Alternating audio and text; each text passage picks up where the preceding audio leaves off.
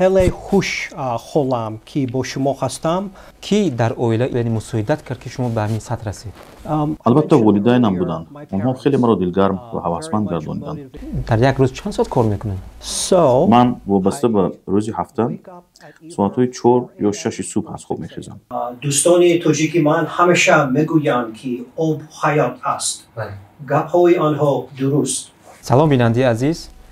با میدیا خولنگی اویلا سفیر ایالات متحده آمریکا در جمهوری تاجیکستان جناب مانوئل میکالر تشریف آوردند. ما با جناب سفیر اوید به همکاری‌های تاجیکستان و آمریکا در سمت‌های سیاسی، اقتصادی، معارف و دیگر بخش‌های مهم صحبت خواهیم کرد. ما را همراهی نمایید.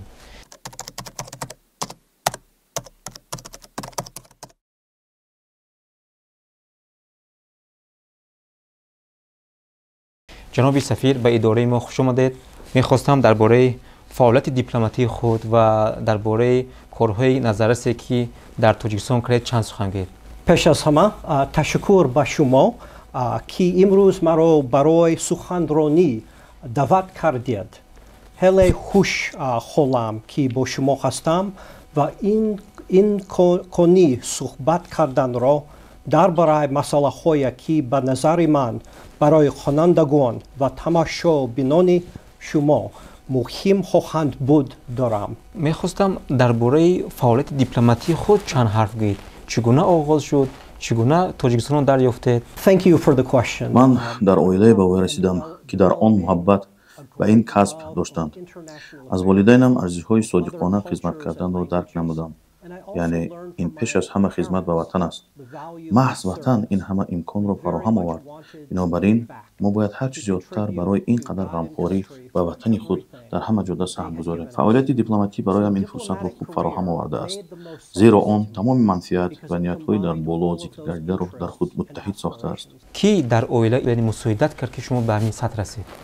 البته والدینم بودند. آنها خیلی مرا دلگرم و هوسمند گرداندند تا کسب دیپلماتی را انتخاب نمایم. همین محبت و راهنمایی والدین است که فعالیت دیپلماتی را ادامه می‌دهم. در چندین دولت فعالیت داشتم. البته در همه پیشرفت کار والدینم کمک رسانیدند. اما حالا دیدگاه اندیشه وسیع‌تر از چارچوبه محیط اویلا است. یعنی ما اینچنین به طور خیلی قوی بابت ضرورت دستگیری جامعه، پیشرفت شهر، کشور و هموطنان و اطرافیان فکر می‌کنیم. همین هدف‌ها نیز مرا به کسب دیپلماتی آوردند و مشخصاً به تاجیکستان آورد تا همچون سفیر ایالات متحده آمریکا اینجا خدمت نمایم. البته ارزش‌ها و عنعنه‌های اویلا در مناسبت‌های دیپلماتی تاثیر عمیق می‌رساند. کدام از این ارزش‌ها به فعالیت دیپلماتی شما تاثیر مثبت رساند یا تاثیر خیلی جدی رساند؟ پیش از همه ارزش‌های وطن دوستی و ذوق و خواهش خدمت کسبی رساندن به وطن. در فکر من همیشه به هموطنان و تمام اشخاص دیگر رساندن خدمت صادقانه است. ما بابت ارزش‌های عمومی‌بشری و مناسبات بین‌المللی نیز همیشه فکر می‌کنیم. یک سمت یا خود عهده‌داری‌های من در تاجیکستان همکاری با حکومت است تا ما توانیم آن مقصد و نیت‌هایی که نزد خود گذاشته‌ایم عملی سازیم. در فعالیت دیپلماتی مشکلات نیز جای دارند. البته مثلا هنگام نگاه داشتن موازنت بین عهده‌داری‌های کاری و حیات اویلوی در چنین وظیفه مسئولیتناک یعنی وظیفه دیپلماتیک شما دارید، با کدام مانع‌ها یا مشکل روبرو شدید؟ با اندیشه من البته همه ما با یگان مشکلات روبرو می‌شویم، اما با آن مبارزه خواهیم بود. در شرایط امروز هم دیپلمات‌ها و هم روزنامه‌نگاران و صاحبکاران و در مجموع همه حرکت می‌کنند که موازنت را بین حیات همه‌روزه و فعالیت کسبی نگاه دارند. آنچه به تیم خود همیشه میگویم این پیش از همه اداره کردن وقت و فعالیت پرثمر است. و کارمندان تاکید می‌نمایم که اگر شما 100% وقت خود را برای کار صرف کنید، این معنای آن را ندارد که 100% آنچه باید پیشنهاد میکنید عملی میسازید.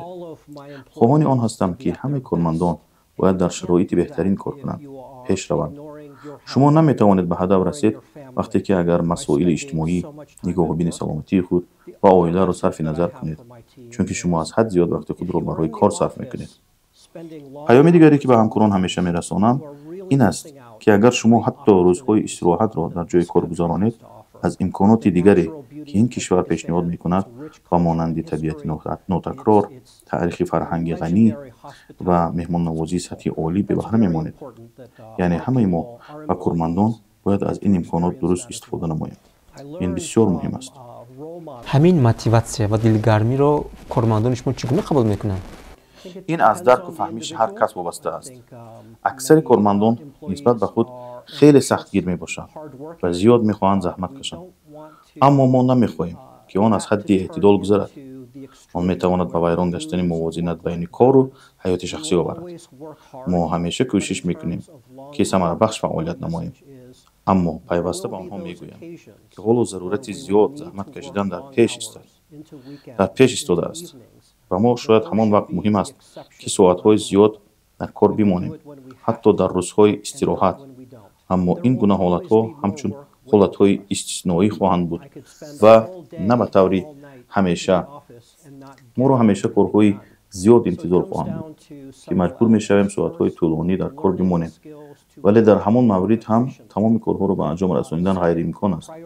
این ما را وادار می‌سازد که یک چند عنصر مهم را به اینابت گیریم. این هم باشد یکم فعالیت پرثمر، دوم گذاشتن افضلیت، یعنی فکر کرده به هدف و برچسب‌های گذاشته شده رسیدن، سوم سلامتی ما، عائله و نیک احوالی شخصی. اینها هم باید قسمی از آن افضلیت‌ها باشند. این دریافت آن همان موازنت است. در یک روز چند ساعت کار میکنن؟ من وابسته به روز هفته ساعت‌های 4 یا 6 صبح از خواب میخیزم. روزهایی که ساعت 4 از خواب بیدار میشوم، یک ساعت وقت خود را به تمرین میبخشم تا خود را سالم نگاه دارم. پیش از خانه برآمدن و نگاهبینی دو سگ خود مشغول شده با آنها غذا میدهم. بعدا سگ‌ها را کمی به سیر و گشت میبرم. سپس آمادگی برای واکوری و جلسه ها می‌بینم. و سفارت آمده به کارهای داخلی اداروی، آمادگی به واکوری‌های گوناگون سطح دولتی، دیپلماتی و جامعه شهروندی مشغول میشوم. هر وقت به خانه برگردم کوشش میکنم باز هم به نگاهبینی سگ‌هایم مشغول باشم. باز تمرین سبک بدن، استعمال غذای سالم، مطالعه کتاب و در وقت معین استراحت می‌نمایم. شما با چندین منطقه‌های تاجیکستان سفر کردید، از جمله ولایت سوغد، ولایت مختار کوهستانی بدخشان. نگاه شما با منطقه‌هایی که سفر کردید چگونه است؟ هنگام فعالیت در تاجیکستان هدف من سفر به تمام منطقه‌های این کشور عجیب و زیبا میباشد. باید قید نمایم که در تاجیکستان 3 معجزه مرا به نهایت مفتون کرد. یکم این طبیعت زیبای و نوتکرار. طبیعت اینجا خیلی زیاد به یادم منظره‌های وطنم را می‌آورد. من از کالیفرنیا شمالی هستم. حیات کشاورزی، کوه‌ها و اقلیم ما خیلی به طبیعت تاجیکستان مانند است. دوم، درجه بلندی مهمان نوازی تاجیکان. برام چهره گشاد، خوراک‌های با لذت مردم شما خیلی پسند آمد. در حقیقت خود را در تاجیکستان همچون در خانه خود در کالیفرنیا احساس میکنم. از پذیرایی گرمی که تاجیکان همیشه نسبت من و عائله‌ام میکنند خوشحال میشویم. سوم، گوناگون شکلی صنعت و فرهنگ این کشور. زیرا این یکی از جنبه‌های میباشد که کشورهای ما را خیلی به هم مانند نشان میدهد. ما نیرو و بویگری را در همین رنگارنگی یا گوناگون شکلی میبینیم. این عنعنه‌های غنی فرهنگی، تاریخ پرشرف و قدیمی خلق تاجیک شروع از ادبیات و صنعت فرهنگ و لباس‌های ملی را در بر می‌گیرد. این به واسطه چیزهایی میباشند که هر وقت به منطقه‌های تاجیکستان سفر کردم دیدم و خیلی پسندم آمدند. جناب سفیر، ما آگاه هستیم که شما برای رشد مناسبت‌های تاجیکستان آمریکا کوشش‌های زیاد میکنید و مخصوصا در سمت همکاری‌های اقتصادی و سیاسی. از نگاه شما برای گسترش و تحکیم رابطه‌ها کدام استراتژی مهم هستند و شما می‌خواهید در ادامه فعالیت خود راه اندازی نمایید؟ اگر این جزء باشد می‌خواستم از آن آغاز نمایم که مناسبت‌های ایالات متحده با جمهوری تاجیکستان در طول 13 ساله ادامه دارد و شریک ما ثبات در منطقه، صاحب اختیاری جمهوری تاجیکستان و بهبودی و زندگی شهروندان تاجیکستان را تأمین می‌کند. واقعا هم من می‌فخرم که ایالات متحده آمریکا یکی از اولین ها شده استقلال تاجیکستان را اعتراف نمود. در طول تاریخ روابط ایالات متحده آمریکا با تاجیکستان مقصد و عملهای ما همیشه شفاف، مرتب و عمیق هستند. مقصد ما در همبستگی کار با شریکان تاجیک برای حفظ یگانگی مرزی و رشد کشور است تا که سطح زندگی مردم بهتر گردد. در مرحله همکاری جانب آمریکا و تاجیکستان در حجم زیاده از 2 میلیارد دلار کمک گرانتی پیشنهاد کرد. این مبلغ به ساحه‌های مختلف از جمله امنیت، مدافعت، معارف و تندرستی، کشاورزی، رشد تجارت، برنامه‌های مبادله‌ای و دیگر سمت‌های مهم روانه شده است. ما در تأمین ثبات منطقه شریکی را با حکومت جمهوری تاجیکستان در سمت تأمین امنیت و رفع تهدیدهای بیرونه خوب به راه مانده‌ایم. ثبات امنیت برای منطقه مخصوصا تاجیکستان مهم است.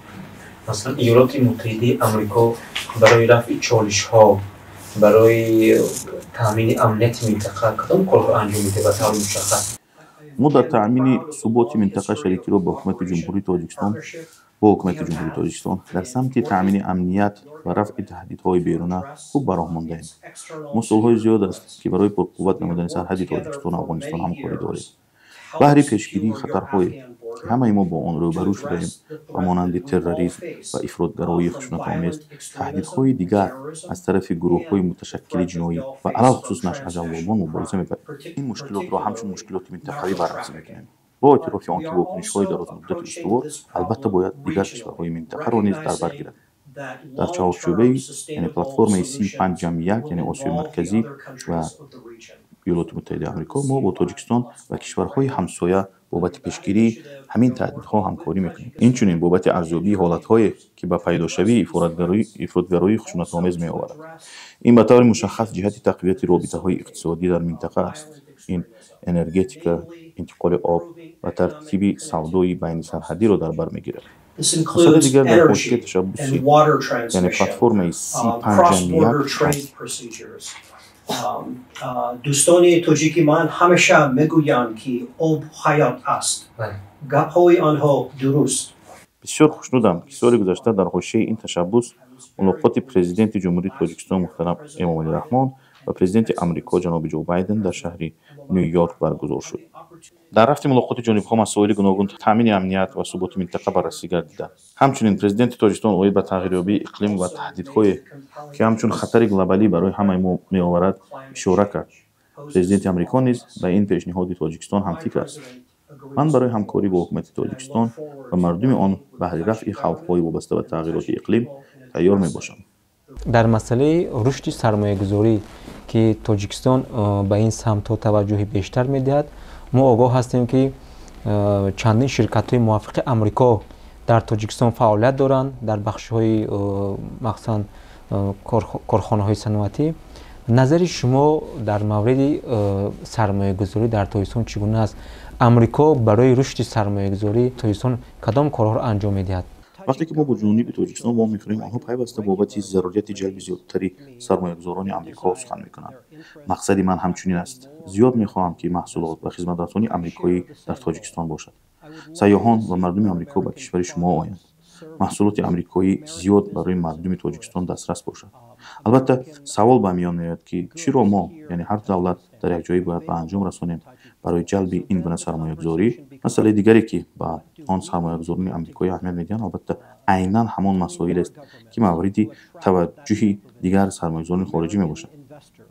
آنها میخواهند محیط صاحبکاری منظم را ببینند، قانونگذاری پیشگویی شونده، مناسبت عادلانه و شفاف، به اصطلاح ما قاعده‌های واضح و رفتن راه. یعنی اگر همه همین قدم‌ها رو یک جا مانده ما اگر به طلبات جوابگوی شویم، نه تنها میتوانیم سرمایه‌گذاران آمریکا بلکه دیگرها را نیز از جمله سرمایه‌گذاران اروپا، خاورمیانه و آسیا را جلب نماییم.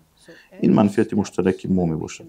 از نگاه شما آیا فضای سرمایه‌گذاری در تاجیکستان مساعد است؟ شما که قبلا نیز در تاجیکستان بودید و امروز به حیث دیپلماتی بلندپایه سفیر آمریکا در تاجیکستان فعالیت دارید.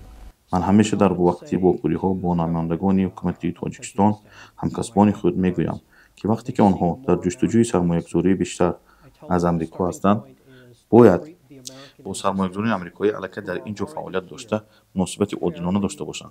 زیرا آنها بهترین تبلیغاتچیان بهر جلب سرمایه علاوه‌ای از ایالات متحده آمریکا میباشند. این است سیر جلب سرمایه‌گذاران آمریکا. تاجیکستان اقتداری بزرگ دارد. شروع از طبیعت زیبا، که بتواند بهره جلب سیاحان مفید باشد و حتی به ذخیره‌های بزرگ طبیعی اقتصادیات جهانی آینده را تأمین می‌کند. اینچنین ذخیره‌های انسانی تلاش جوانان تاجیک که از دانش‌های زمانوی برخوردارند. من به آینده درخشان تاجیکستان خوشبین هستم، اما باید با هم خوبتر کار کنیم تا از همان قدم‌های ضروری گذشته فضای سرمایه‌گذاری را توسط تکمیل قانونگذاری، امتیاز، دیگر مقررات‌ها بهتر نماییم. سپاس برای صحبت که دعوت ما را پذیرفتید. در جاده فعالیت دیپلماتی به شما موفقیت می‌خواهیم. Thank you very much. به شما نیز تشکر می‌گویم که وقت جدا کردید تا یک مصاحبه خوب انجام دهیم. از این صحبت لذت بردم.